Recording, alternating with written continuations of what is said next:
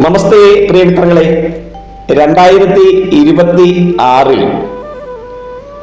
മകം, പൂരം, ഉത്രം എന്നീ നക്ഷത്ര ജാതർക്ക് സംഭവിക്കുവാൻ സാധ്യതയുള്ള സാഹചര്യങ്ങൾ എന്തൊക്കെയാണ്, ഏതൊക്കെ രീതിയിലാണ് ശ്രദ്ധിക്കേണ്ടത് എന്ന് നമുക്കൊന്ന് അറിയുവാൻ ശ്രമിക്കാം. ആദ്യമായി നമ്മൾ അറിയുവാനായി ശ്രമിക്കുന്നത് മകം നക്ഷത്ര ജാതരെ പറ്റിയാണ്. മകം നക്ഷത്ര ജാതർക്ക് 2026 ആദ്യ പകുതി വളരെ ഗുണപ്രദമാണ്. എന്നാൽ അവസാന പകുതിയിൽ ഗുണത്തിന്റെ അളവ് ഒരല്പം കുറയും എങ്കിലും വലിയ ബുദ്ധിമുട്ടൊന്നും അനുഭവിക്കാതെ തന്നെ 2026 മറികടക്കാൻ കഴിയുമെന്നതാണ് കാണിക്കുന്നത്. ആരോഗ്യ മേഖലയിൽ, അതുപോലെ തന്നെ കർമ്മരംഗത്ത്, പ്രവർത്തന പദത്തിൽ, കുടുംബത്തിൽ ശാന്തിയും സമാധാനവും ഐശ്വര്യവും എത്തുവാനുള്ള സർവ്വസാധ്യതകളും കാണപ്പെടുന്നുണ്ട്. സന്താന സൗഭാഗ്യവും ഉപരിപഠനത്തിനുള്ള ശ്രമവും പഠനത്തിനായി വീട് വിട്ടു പോകുവാനുള്ള സാധ്യതയും കാണപ്പെടുന്നു. ഈ നക്ഷത്ര ജാതരായിട്ടുള്ള കൃഷിക്കാർക്ക് അലറയില്ലറ നഷ്ടങ്ങൾ സംഭവിക്കാനുള്ള സാധ്യത കാണപ്പെടുന്നു. അതുകൊണ്ട് തന്നെ പ്രവർത്തന മേഖലകളിൽ ഒരല്പം ശ്രദ്ധിക്കേണ്ടത് അത്യന്താപേക്ഷിതമാണ്. നടന്നുകൊണ്ടിരിക്കുന്നതോ നടത്തുവാൻ ശ്രമിക്കുന്നതോ ആയ ഭവന നിർമ്മാണത്തിൽ പല രീതിയിലുമുള്ള തടസ്സങ്ങൾ സംഭവിക്കാനുള്ള സാധ്യത കാണപ്പെടുന്നു.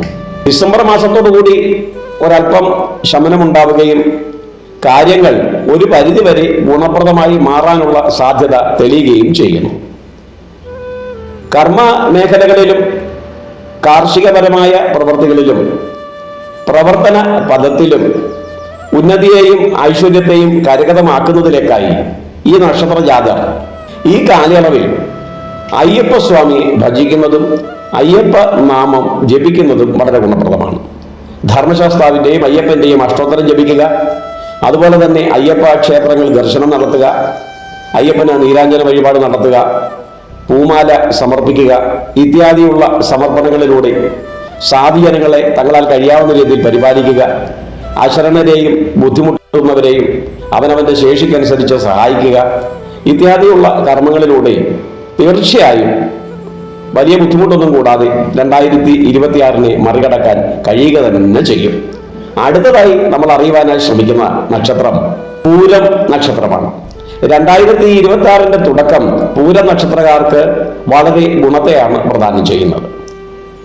പ്രവർത്തന മേഖലകളിൽ പുരോഗതി ലഭിക്കും, കുടുംബത്തിൽ ശാന്തിയും സമാധാനവും ലഭിക്കും, അതുപോലെ തന്നെ കർമ്മരംഗത്ത് ആദരവ് ലഭിക്കും, ആത്മീയമായ അറിവിനെ തേടിയും പുണ്യ സങ്കേതങ്ങളെ ലക്ഷ്യമാക്കി യാത്രയും നടത്തുവാനുള്ള സാധ്യത കാണപ്പെടുന്നു.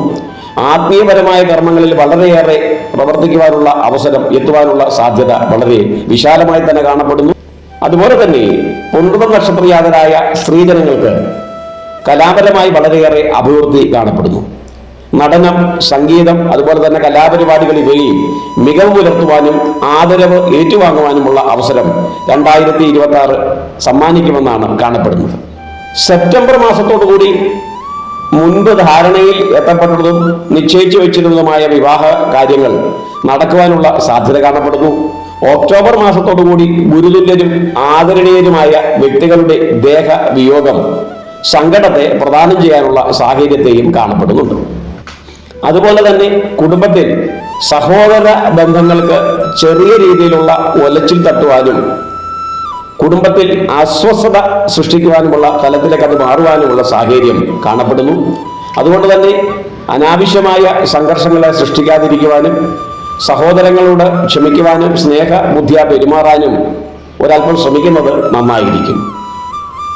എത്താൻ സാധ്യതയുള്ള സങ്കടങ്ങളുടെ ശക്തിയെ ക്ഷയിപ്പിക്കുന്നതിനും ഈശ്വര കടാക്ഷത്തിലൂടെ അതിനെ മറികടന്ന് വിജയത്തെ നേടുന്നതിനുമായി ഈ നക്ഷത്രജാതർക്കായി വിധിച്ചിട്ടുള്ളത് സഹസ്രനാമമോ ജപിക്കുക, വെള്ളി ദിവസങ്ങളിൽ ദേവീ ക്ഷേത്രങ്ങളിൽ ദർശനം നടത്തുക, അതിന് സമയം ലഭിച്ചില്ലെങ്കിൽ വീട്ടിലിരുന്നെങ്കിലും ഒരല്പനേരം ദേവീ ഭജനം നടത്തുക, ഗുരു പരമ്പരകളെ അർഹിക്കുന്ന രീതിയിൽ ആദരിക്കുക, മുതിർന്നവരെ ബഹുമാനിക്കുക ഇത്യാദി കർമ്മങ്ങളിലൂടെ എത്താൻ സാധ്യതയുള്ള സങ്കടങ്ങളുടെ തീവ്രതയെ തീർച്ചയായും കുറയ്ക്കുവാൻ കഴിയും.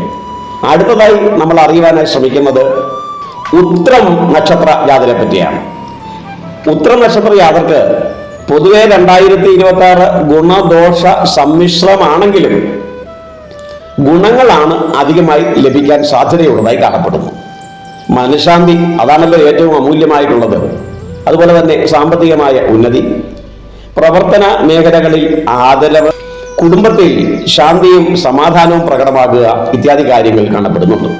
ചില്ലറ തടസ്സങ്ങൾ സാമ്പത്തികമായും അല്ലാതെയും സംഭവിക്കാനുള്ള സാധ്യത ഉണ്ടെങ്കിലും പക്വതയോടുകൂടിയുള്ള പ്രവർത്തനത്തോട് അതിനെ മറികടക്കുവാൻ കഴിയും.